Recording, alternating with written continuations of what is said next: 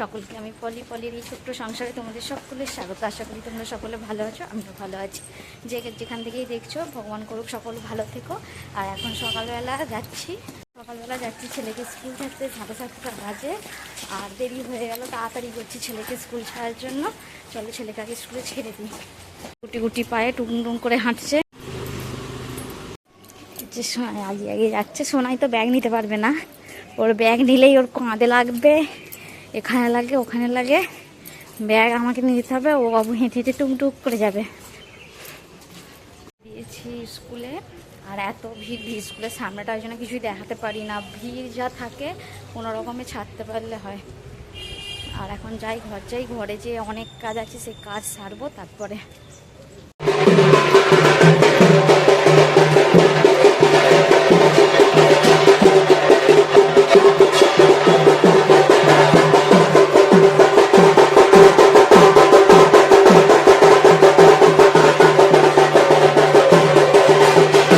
বাড়িগুলোতে সব কত ফুল হয়ে থাকে, সবার ছাদে বাগান।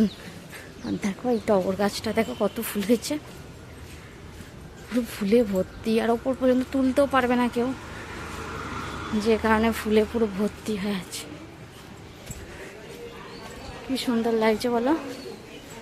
চলো যাই, পরে ঘরে যে কথা হবে।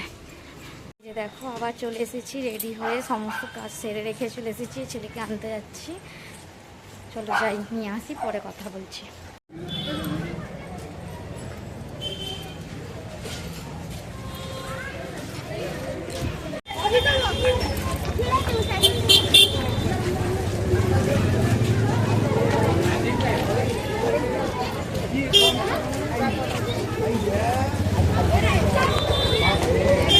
ছুটি হয়ে গেছে, যাচ্ছি, 10টা বাজে। কি বড় ষাঁড় দেখো না, রাস্তায় আমাদের এখানে শুধু ষাঁড়ে ভর্তি, ষণ্ডতে ভর্তি। সোনায় ছুটছে, ও গরু টরু দেখলেই ভয় ওর, ছুটছে। এসে গেছি ঘরটা থেকে, তো চিনতে পারছো, এসে গেছি। ঘরটায় থাকি, কষ্ট হয়ে যাচ্ছে হেঁটে হেঁটে, তো ভারী কষ্ট হয়ে যাচ্ছে। চলো যাই। হয়ে এসেই নয় মুড়ি টুড়ি নিয়ে বসে গেছি। ছেলে বললো জোর খিদে পেয়েছে। আর দেখো পেঁপে আলুর তরকারি করেছিলাম ছোলা দিয়ে, আর মুড়ি। আর দেখো এইসব জিনিস, সবজি টবজি রান্না হবে, সেগুলো কেড়ে নিয়েছি, সেটাই তোমাদেরকে একটু দেখিয়ে দিলাম। হ্যালো বন্ধুরা, এই যে দেখো এখন বেজে গেল 11:30। রান্না বান্না করতে চলে এসেছি। মোটামুটি অর্ধেক তো কাজ সেরে রেখে দিয়ে গিয়েছিলাম। এসে শুধু স্নান করেছি, জামা কাপড় কেচেছি, আর খাওয়া দাওয়া করেছিলাম। আর দেখো এখানে রান্না বান্না বলতে তোমাদেরকে তখন তো দেখালাম, ভাজা হবে আর ডাঁটা আলু দিয়ে পোস্ত হবে। বিউলির ডাল এই যে সিদ্ধ করে নিয়েছি। প্রেসার কুকারটার কি অবস্থা হচ্ছে দেখো, মাজতে খুব কষ্ট হবে। আর এখানে যে দুধ বসিয়েছি, দুধটা আর একটু ফুটে যাক, গেলে তারপরে নামিয়ে ভাতটা বসাবো। আলুটা ততক্ষণ ভাজা বসিয়ে দিই। আলু ভাজাগুলো অল্প এখানে হয়ে গেছে, আর এখানে অল্প হচ্ছে। ব্যাস, ডালটা সিদ্ধ করে নিয়েছি, প্রেসার কুকার টুসার মেজে নিয়েছি, ভাতের এবার জলটা ফুটে গেছে, দিয়ে দিই। চালটা তুলে নিই, চালটা ধুয়ে রেখেছি, যা গেল পরে। দাঁড়াও, দেখো ওই ডাঁটা আলু পোস্তটা করে একটু 5 ফোড়ন, অল্প তেলের মধ্যে 5 ফোড়ন, একটু আদা বাটা, একটু শুকনো লঙ্কা ফোড়ন দিয়েছিলাম, একটু হলুদের গুঁড়ো আর নুন দিয়েছি, দিয়ে একটু কম তেল তো ওই জন্য জল একটু দিয়ে ভালো করে কষিয়ে নিচ্ছি। নিয়ে দেখো ডাঁটাটা আলুটা ভেজে রেখেছিলাম, ওইটা দিয়ে ভালো করে কষিয়ে নিয়ে জল দিয়ে দেবো। ব্যাস হয়ে গেলে আলু পোস্ত দিয়ে দেবো, এই আলু পোস্ত হচ্ছে, পোস্তটা দিয়ে দেবো। আর দেখো আমার ছেলে আজকে পুজো করছে, কালকেও করেছিল।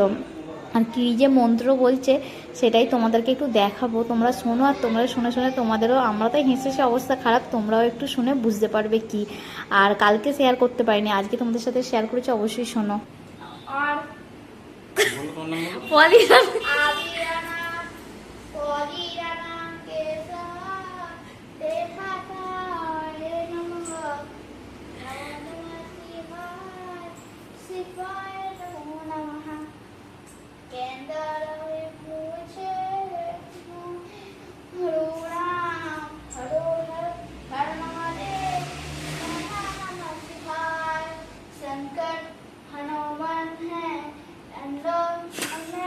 আর দেবো না। তুমি আগে জ্বালাও, ধূপটা জ্বালাও, তো একটু নোংরা হয়ে গেছে, মামা কালকে পরিষ্কার করে জ্বালাবে। তুমি আগে ধূপটা জ্বালাও।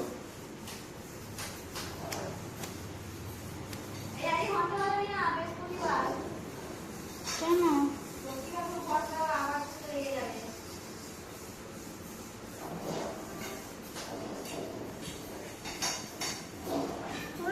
ঘন্টা বাজাতে নেই আজকে, এই ফোন দিতে নেই, ফোন দিয়ে নিবাতে নেই বাবা, আবার ঘন্টা বাজাতে নেই বাবা, রেখে দাও, মন্ত্র বলো।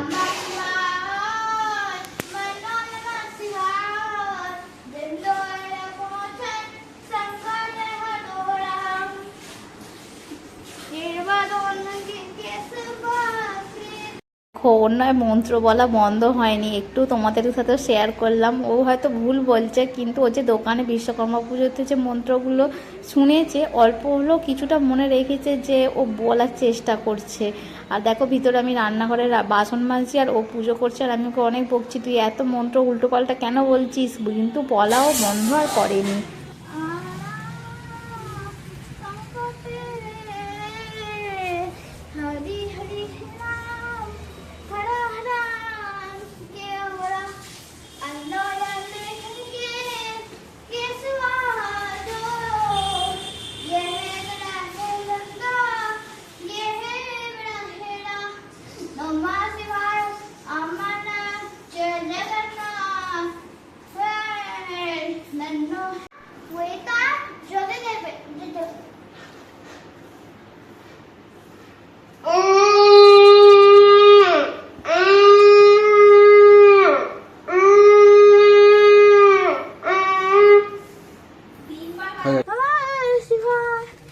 संकटमोचन है नमः शिवाय आलोलन मुझे मुझे नमः शिवाय ভাই জল ভর্তি করে দিচ্ছিস কেন?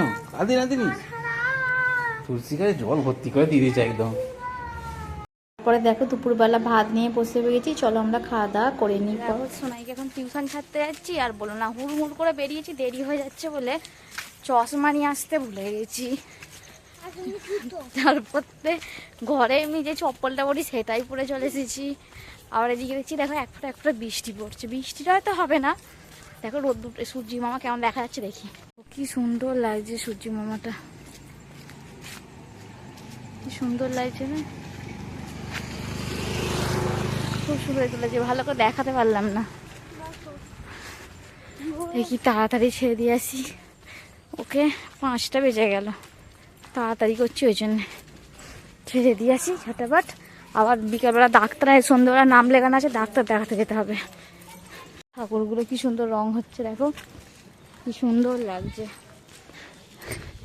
সোনায়ের আমি যাচ্ছি, সোনায়ের তো নানান প্রশ্ন, চোখে চশমা পরিনি, অন্ধ মানুষদের মতো যাচ্ছি, কিছু গাড়ি টাড়ি এসে গেলে আর চোখে দেখতেই পাচ্ছি না, এমন অবস্থা।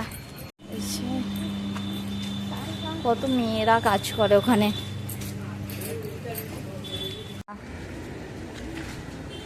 ঠিক আছে যা। সেই কলেজের দিকটা, সামনের গেটটা, আর নিশ্চয়ই দেখে বুঝতে পেরেছো, নিশ্চয়ই তোমরা বুঝতে পারবে। আর দেখো ঠাকুরটা তখন রঙ হচ্ছিলো, দেখালাম। এটা সেই শুধু ফার্স্টে একটা ঠাকুরই দেখাতে পেরেছিলাম, তারপরে ভিতরের দিকেও অনেকগুলো ঠাকুর হচ্ছিলো, ভাবলাম তোমাদের সাথে একটু শেয়ার করে নিই। তারপরে সন্ধ্যেবেলার কিছু দেখানো হয়নি, একবারে দেখো সেই 7টার সময় একবারে ডাক্তারের কাছে গিয়েছিলাম, সেটাই তোমাদের সাথে অল্প একটু শেয়ার করে নিচ্ছি। আর যে ছেলে এখানে গেলে এই মন্দিরে যাওয়ার জন্য খুব বায়না করে, সেই জন্যে এই মন্দিরে ওকে একটু ঠাকুরের দর্শন করিয়ে নিয়ে আসি। আর ওই মন্দিরটা, ও এমনি মন্দির টন্দির যেতে খুব ভালোই বাসে আমার ছেলে, সেম আমার মতো, আমার বড় ভালোবাসে এই মন্দিরটা যেতে। আমাদের জানি না কিছু একটা টান আছে, মন্দিরটার সামনে গেলেই শুধু মনে হয় যে মায়ের একটু দর্শন করে আসি এরকম মনে হয়।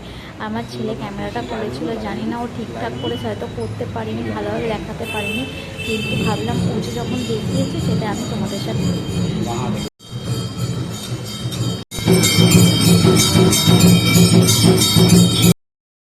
তারপরে দেখো এখানে গণেশ মন্দিরে আরতি হচ্ছিল। ফার্স্টে আমার ছেলে ওরা উঠেছিল, তারপরে বলল যে এখন একটু নেমে যেতে, কেননা আরতিটা হলে তারপরে মন্দিরের উপর উঠতে। তারপরে দেখো ওরা গেছে, যে ঠাকুরকে একটুখানি মন্দিরে প্রণাম করে একটু সিঁদুর টিঁদুর লাগিয়ে এলো।